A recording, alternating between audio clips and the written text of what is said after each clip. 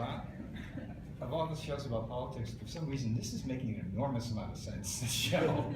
Almost. I don't know if it's this year or what, but It's a little unsettling how closely it parallels this current cycle. what did you think when it first came to you? Well, I love the idea because by the time I got the pilot script, I'd already been, like everyone else, steeped in this particular election cycle that seems to have started, in the Jurassic period, and it feels like it's never going to end. So, like so many other people, I started to become obsessed with the debates and the whole circus of it all, and so this just folded in so nicely. It was kind of a refreshing comedic spin, put a comedic spin on what's going on out there. Although sometimes I'm not sure which is the comedy and which is the fiction and which is the reality. Did you have any particular politician or politicians in mind to flesh out your character? Well, I kind of focused on a number of different people. I like the kind of the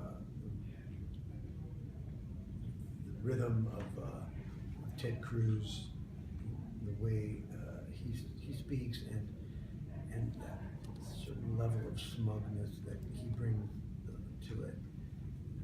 Ron Paul, being kind of natty and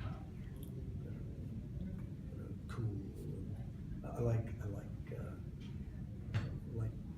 studying him, and of course, the Donald. My character just is fearless about what he says and how he says it, and so definitely they're, I think in terms of the writers, the creators, they're leaning into that pretty heavily, especially as we go forward. Speaking of which, Law and Order was famous for, ripped from the headlines episodes.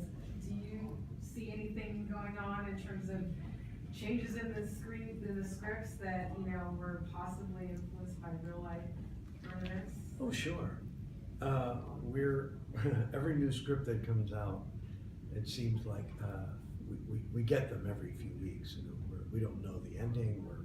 We're as much in the dark as anyone. But I will occasionally see lines of dialogue that look strangely similar to what's just been in the latest news cycle. Sure. I think there's even a reference in this current script that I just read last night, the next episode we shoot, where my character, Red Wheatus, has an intern, and introduces her as his African American. And it's just, and somehow it seems kind of, it's just the new normal. There have been things that have been said in real life from politicians that are a lot worse, as we've seen this year. Yeah. Had the Kings ever tried to get you onto The Good Wife and the schedule just didn't work out? Yeah, exactly. I had a number of times, I had phone conversations with Robert and Michelle, and for certain various reasons it just didn't happen. So I was really relieved because I knew that one was coming to an end, and it's so interesting because actors always talk and conspire and share war stories, and everyone that friends of mine who worked for them, and they always speak so highly of them and then of the atmosphere, the working atmosphere on that show. And what about I like to work for? Terrific. It's been a joy, and they're so smart and they're so open-minded and open to our input and our ideas. That's helpful. There was a particular scene in the first episode that was So pretty how good. many episodes? No, well, it was, yeah. Yeah, Me just too. one. I've only seen the one. That that was pretty gross. The part in your bedroom, and, you know, Where your brain yeah, falls yeah, out. when your brain falls out, basically. Was that like? You kind of be. Yeah, was that shocking for you? Because I didn't expect that to come out of nowhere, and I was like, how did he do that? He really freaked me out. It's great special effects. Like, what does the script say for a scene like that? What's your direction?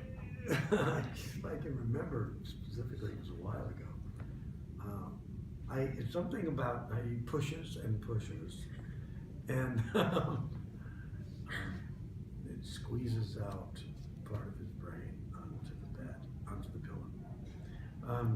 It was a really fun scene to shoot, and Robert was directing the pilot, and so he was encouraging me to, to go further and further.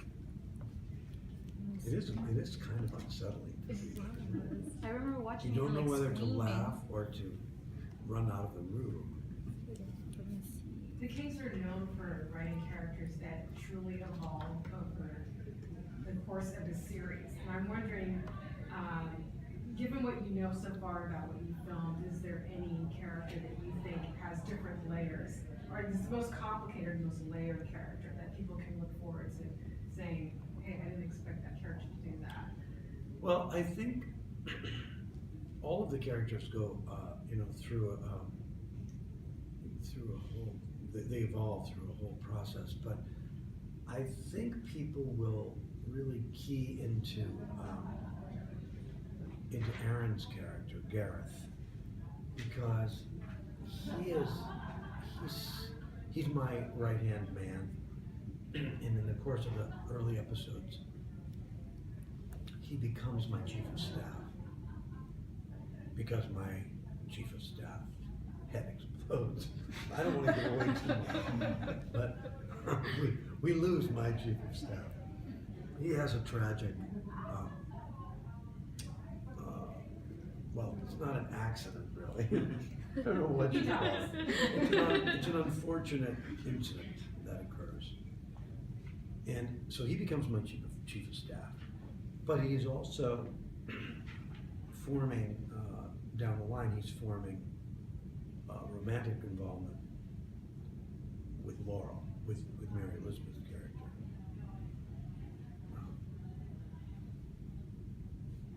Mary Elizabeth? I'm sorry, my brain is. It's those bugs. It's those bugs again. Yeah, so he's really, he's the one who's the most conflicted, I think.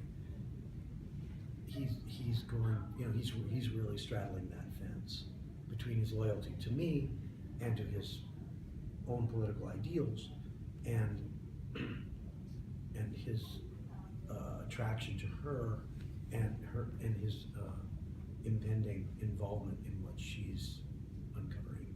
So I think he's the one who's we're going to be trying to track which way he's going to fall. How do you feel the show reflects what's wrong or ridiculous about U.S. politics or both? Well, I think the show explores and tries to exploit the more comedic aspects of the current, circus-like atmosphere. But also, it's about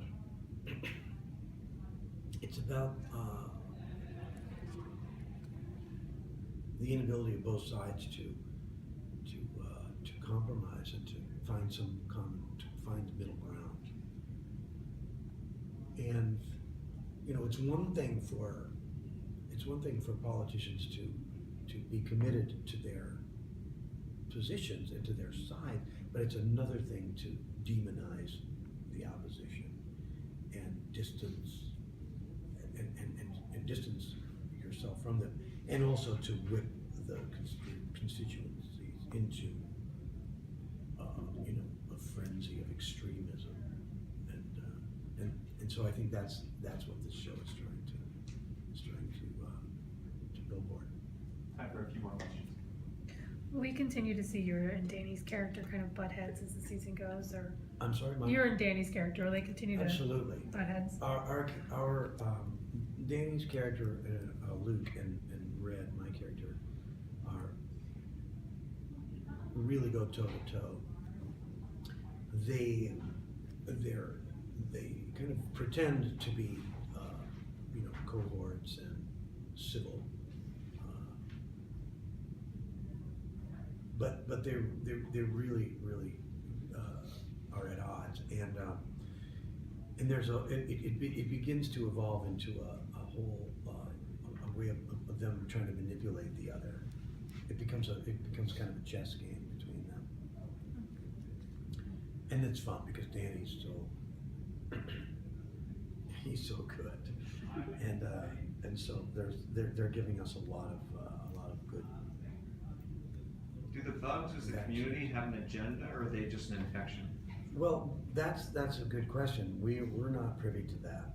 We don't know the final episode where this is going to go. So I like to think that the bugs are good.